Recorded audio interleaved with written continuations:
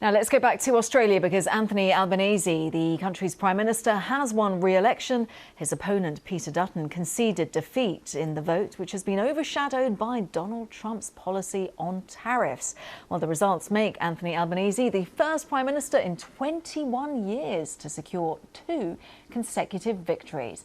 He's promised to embrace renewable energy and to improve Australia's healthcare system. Well, my colleague Georgia Terry is monitoring all of this for us. So just talk us through, how expected was this result? I mean, slightly expected, but not by this massive margin. No, the results are actually really interesting coming out of Australia. You know, going into election day, the polls had Labor winning, but I don't think that people thought it would be by this much. Now, just to give you a little bit of a snapshot of this, the ABC, which is our broadcasting partner in Australia, has a predicted 85 seats to the Labor Party.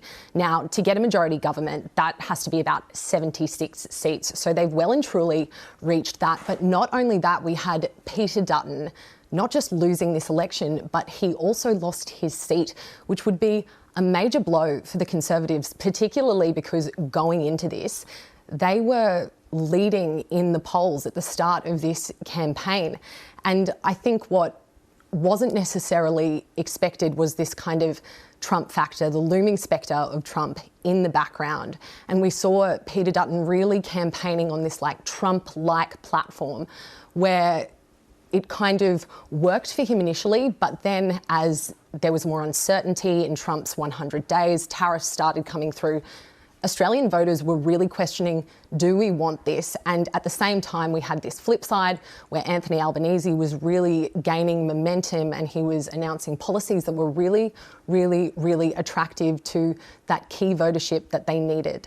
So he's now got to fulfil on those policies. What happens next? So basically exactly what you said. They really need to fulfill these promises that they said with these cost of living policies that they came up with, which were really popular with the Australian public. But I think when it comes to the Conservatives, they're in rebuild mode. They really have to look at where they are sitting now. They need a new leader. They need a new strategy.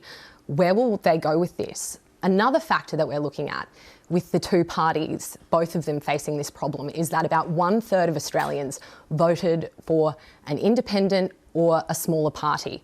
So they'll be looking at that going, why did we lose those voters, that 1/3 of Australians who don't engage with the two major political parties? And I think what they'll be doing there is analysing how they can bring those voters back.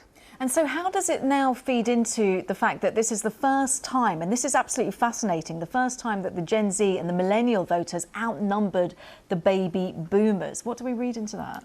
This was such an interesting campaign because we had both these two major political parties, these two leaders, really looking at the youth vote. We had the Conservatives putting out diss tracks against Labor. We had Anthony Albanese appearing on all these podcasts, really trying to target the youth vote and the youth voice. And I think that really cut through when it came to Labor. But what needs to happen now is that Anthony Albanese really needs to continue that and kind of galvanise that force of young voters if he wants to remain as a popular Prime Minister.